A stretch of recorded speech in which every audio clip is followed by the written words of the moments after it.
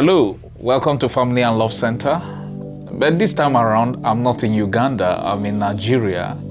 And I'm with Pastor Terna. He normally comes to Uganda, but today I had to fly all the way to meet him in West Africa, Nigeria. But I'm grateful to God because the last 2 days, something tragic happened to me. If you watch right here, you'll see how the accident happened on my way to Jos Plateau State. We had a fatal accident and it was disastrous. I thank God I'm still here. I stopped complaining and I learned to give God praise all the time. So thank you so much. But today we'll be talking about love. What is true love?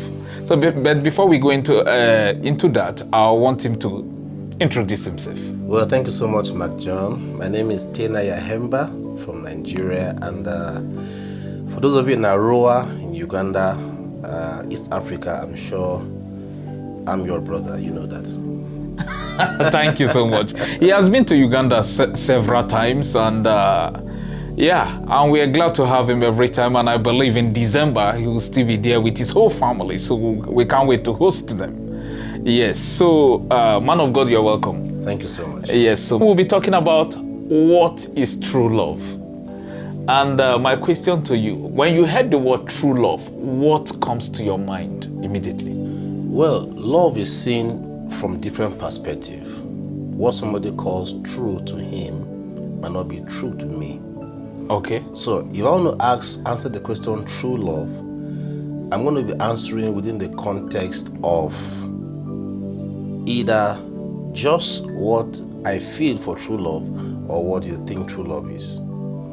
But true love, from the word true, yes, talks about the origin, trying to know how love itself began, and in trying to know what true love is, we have to understand how it began. If I will answer in a few words, yes, true love is actually an honest and sincere release of one's heart towards somebody for good.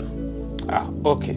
Yeah. So is true love, if we are talking about true love, is true love just a feeling or is something else? True love can both be feeling, but it's beyond feeling. Can you explain that? Because it's getting interesting right now. Yeah, so, because love itself, it's works around feelings, but love is beyond feeling. You cannot say you love someone and you don't feel for them. Okay. But we don't rest on the feelings as though that's all that is to love. So for me, love is having a knowledge of an integral part of someone, their abilities, their weaknesses, and yet you decide to stay with them regardless.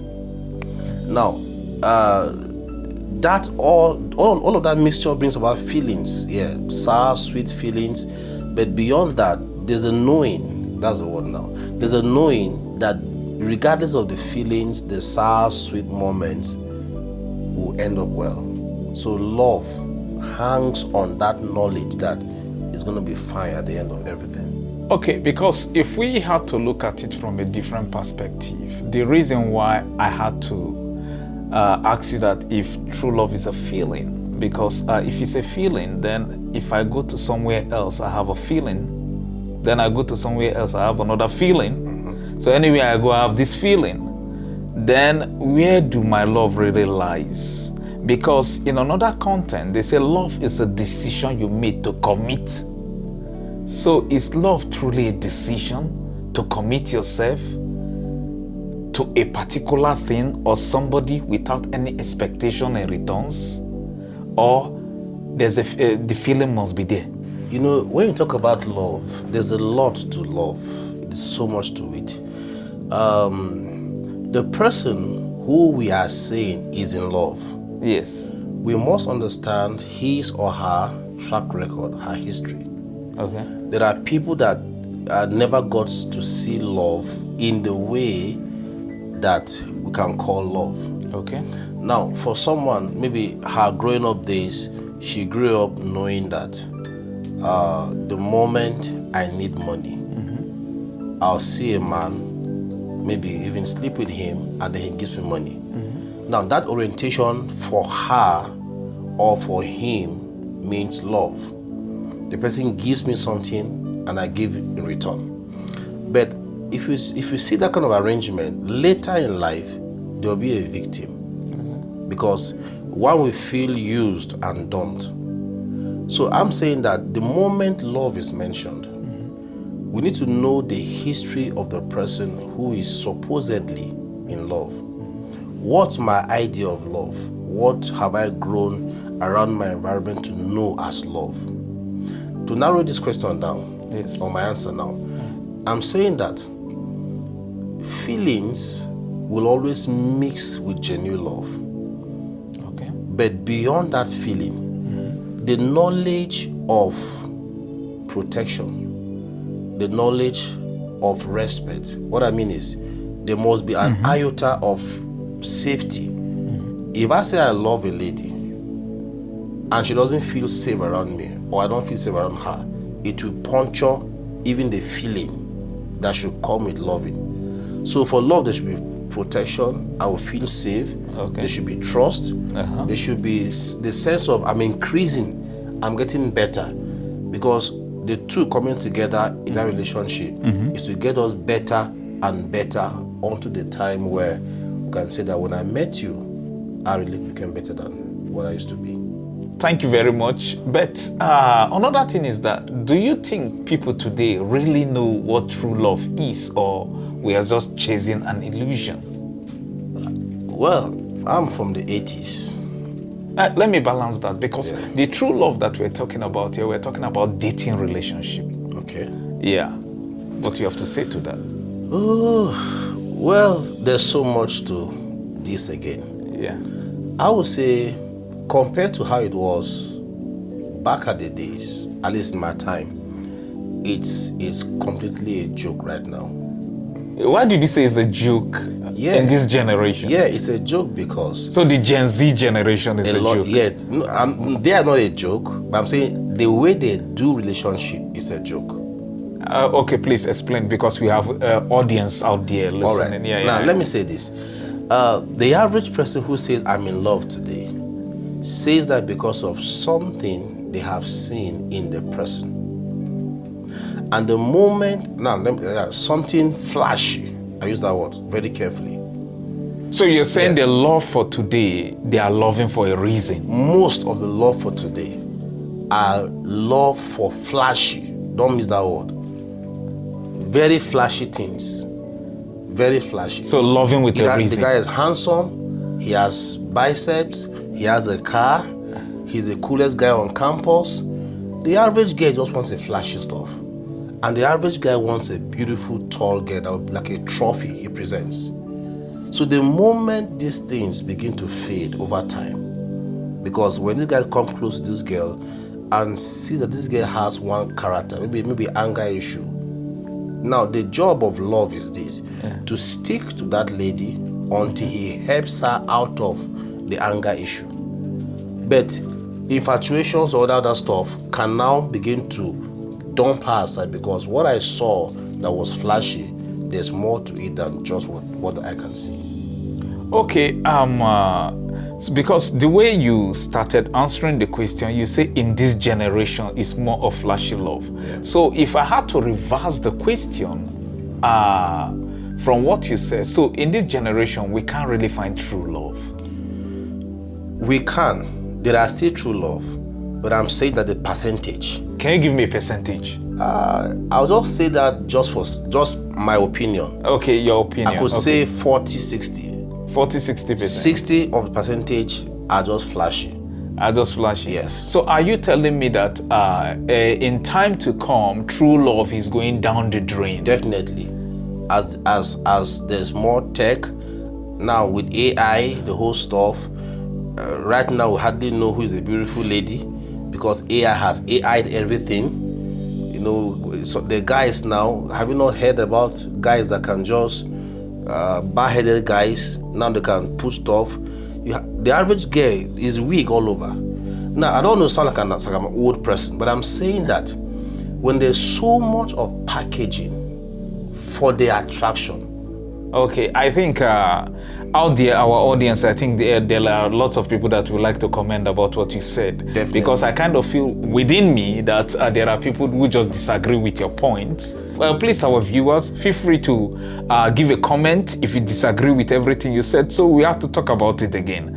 And another thing I want to, you said something about infatuation. Yes. So please differentiate between true love and infatuation. True love hangs on sacrifice. Okay. Yeah, true love hangs. And I'll be glad if you mention those sacrifice. Yeah. Now, for true love, yes, there should be sacrifice. The sacrifice that wants to make you better than how you were before we met.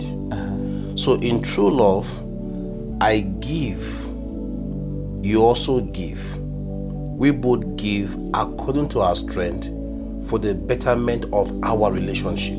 That's true love. The fulcrum that holds true love is called sacrifice. Infatuations is all about what I saw that sparked me. So it's not as deep as true love. Okay. With infatuations, there's hardly sacrifice. Okay. So when you see someone who just met a lady at the nightclub or somewhere, and there's a word called one night stand, that's infatuation. I just saw her, wow, maybe the way she rolled her eyes at me, the way she looked, her shape, and I felt like this is the trophy. And right there, we get lost emotionally, and then it happens, and then the moment you're done, you're like, what just happened? Every dot, every stain the person has begins to manifest. Then infatuation is going to be revealed. That what I saw was not as deep as love should be. So can true love be love at first sight? It's possible. True love can, because you just talked something about infatuation. Yes. True love. That is why yes, I'm trying to. True love can begin at first sight, but doesn't end at what the sight saw. If I use that language, the sight might see. You see, let me go this way. Adam, in the Bible, Adam saw Eve. It was at first sight, and he said, "Behold, this is." You know, say woman. Okay, let me balance this. Okay. I need to balance this. Can true love be at first sight, or it can be grown over time? Beautiful. Now you're saying it. True love can start at first sight. And the motive that drew that attention, if it was not just infatuation, that motive can begin to grow into a more sustainable love relationship. Okay. Let me use myself as an example. Okay. There was a time I was admiring a lady. Okay. And then I was so sure this lady was going to be a good wife material. Okay. I would sit down with her, would talk, and everything I saw about her was beautiful. She used to play a violin. Nice lady. Okay. Until the day we had a quarry. My God. Anger. She became angry, started stammering, and her hands were shaking. I knew that what I saw at first sight is not all that is. So, but I tried to make her see that this anger will not work for us. But it looked like it was deeply sown in her heart. And I had no choice. I had to back out. So, love at first sight can go up on to become real love. But the two parties must always play a role to making it work together. Okay, from the story you just said something, because we are talking about true love.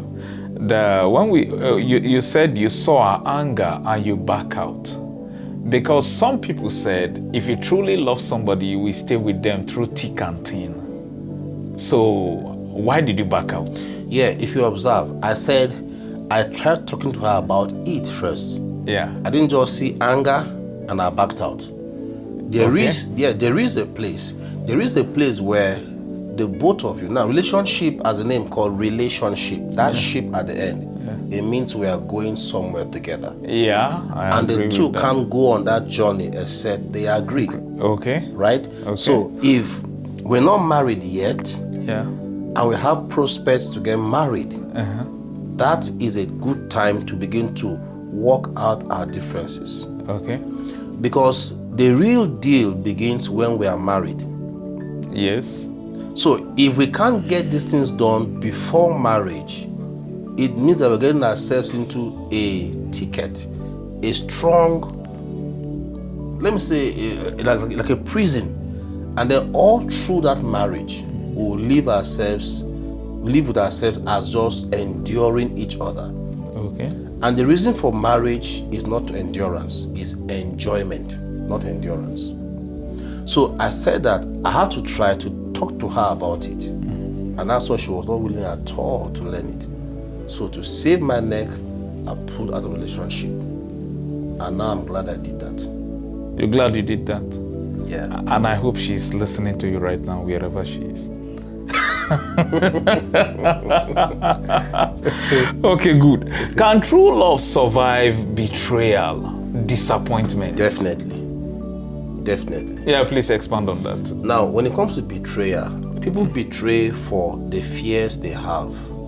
Okay. Yes. Or for lack of sufficient information. Okay. Now, can you narrow it down? Is it in a marriage situation or before marriage? We put it in both. Okay. Because betrayal can come even in marriage, and it can come even in relationship. Okay. So I will put the two together. First relationship. Yeah, let's deal with the relationship. In relationship, when there is betrayal, I tell you the truth, it shakes the fabrics, the pillars of trust. What makes a marriage or relationship strong is trust. And the moment there's betrayal, something happens to that foundation. Okay. But I began by saying that the reason people don't just say, let me betray my friend or my partner. People don't just say that. Something must have happened that will lead to the idea of doing what they do that is labeled betrayal. I don't want to share some story because they might be watching some real life case I've handled before. But I have the case of betrayal that almost wrecked a relationship. But today, the guys are married, they are strong, they are doing well. That's good. Why? Because first, these guys were believers, they believe in Jesus, and they also understand that nobody is perfect. The moment the betrayer or the one who betrayed or is betrayed can find a way of opening their hearts for healing again. It might be difficult, but it always works out fine. Then in the marriage situation, I've seen a graphic example where a woman had no possibility of having children. Yep. And the man was saying, let's keep trusting the Lord. Let's pray. Let's wait. And she felt she was under pressure from society. Her friends are ahead of her.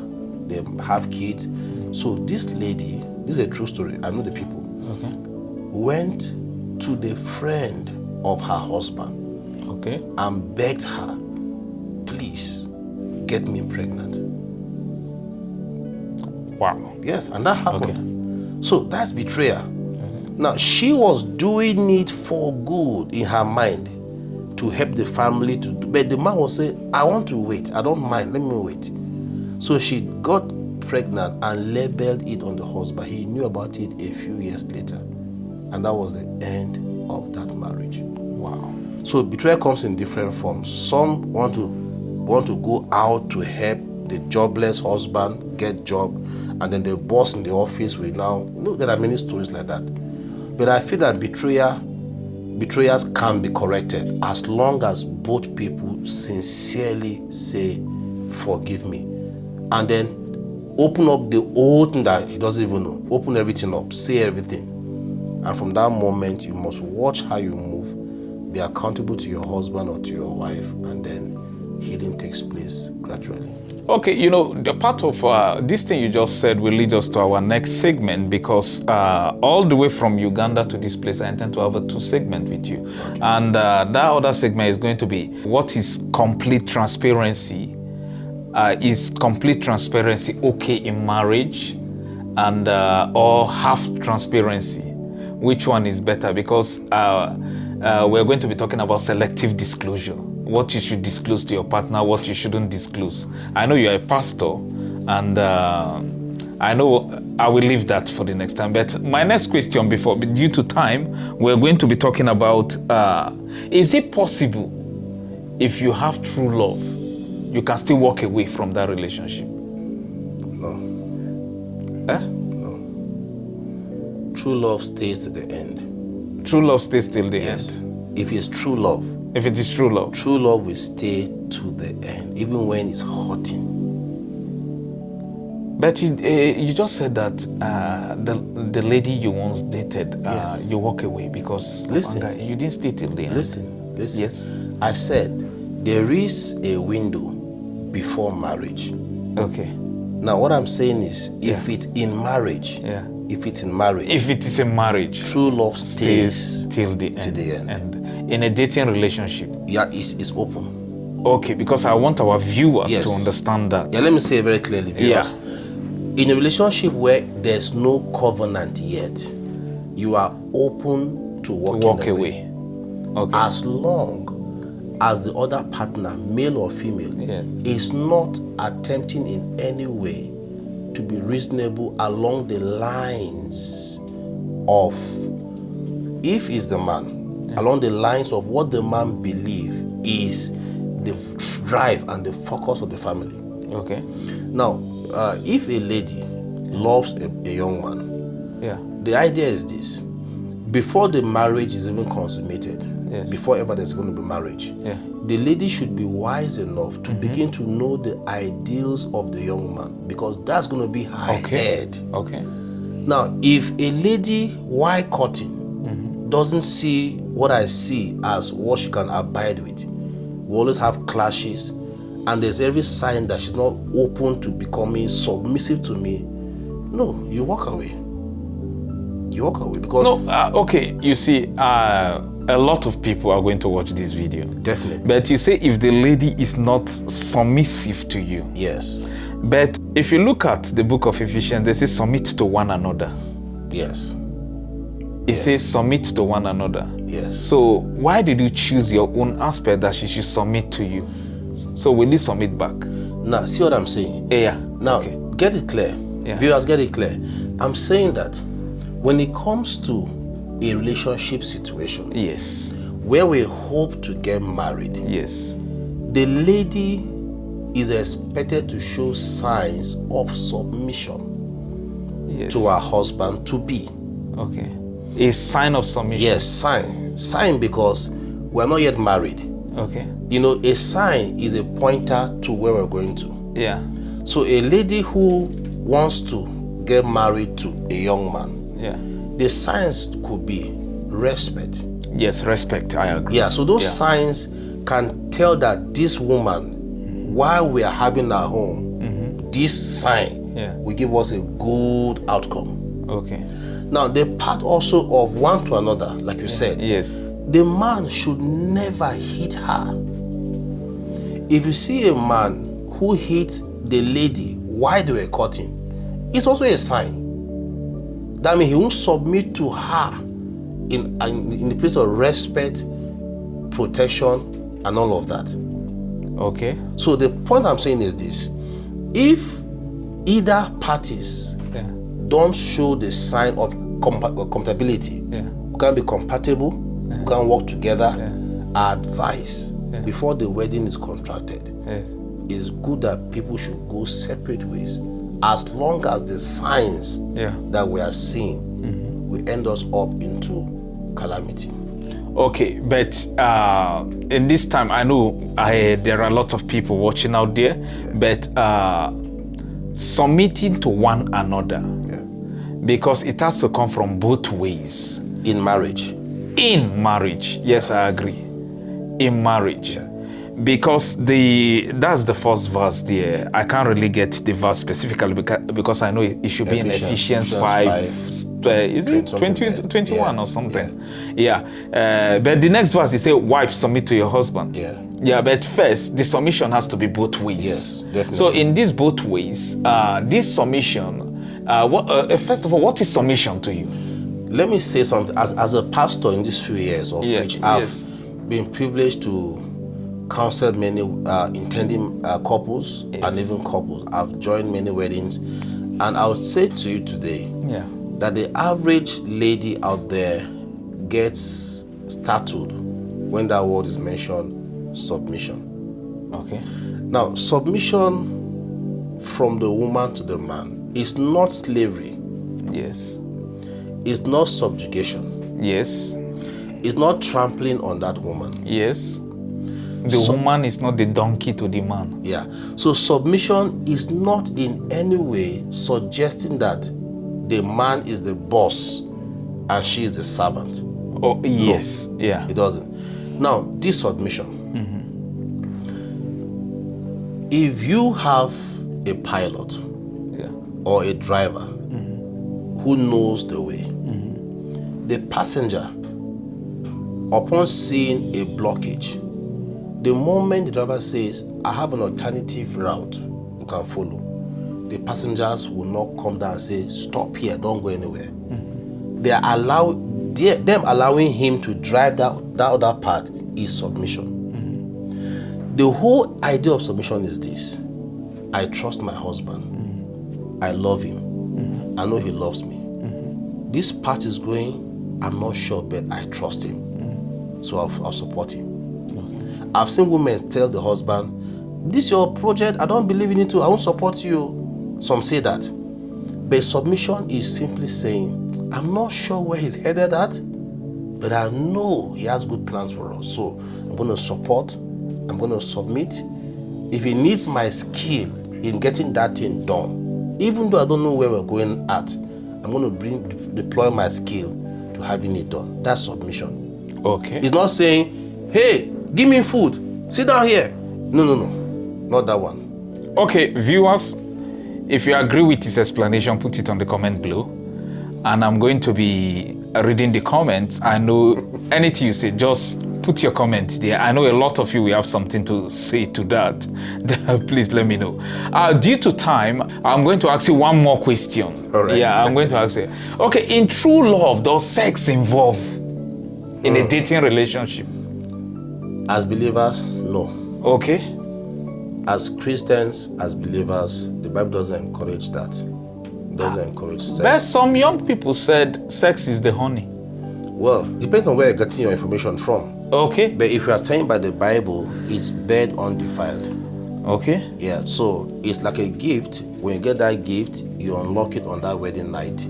So actually, when it comes to the issue of sex, biblically, as Christians, as believers, the Bible, God frowns at sex before marriage. Okay. Yeah. Okay, God frowns at sex before marriage. Totally agree with that. As young people, you need to stay clean until you get married. We've come to the end of this episode, and please, our next episode will be selective disclosure. So we're going to be talking about, is it okay to be fully transparent to your partner, or you should keep some information to yourself to save your, whether marriage or dating, or with time, you begin to reveal who you are to your partner. We'll be talking about that. Please don't miss the episode. Thank you so much. Please don't forget to subscribe or make a comment, and please share the video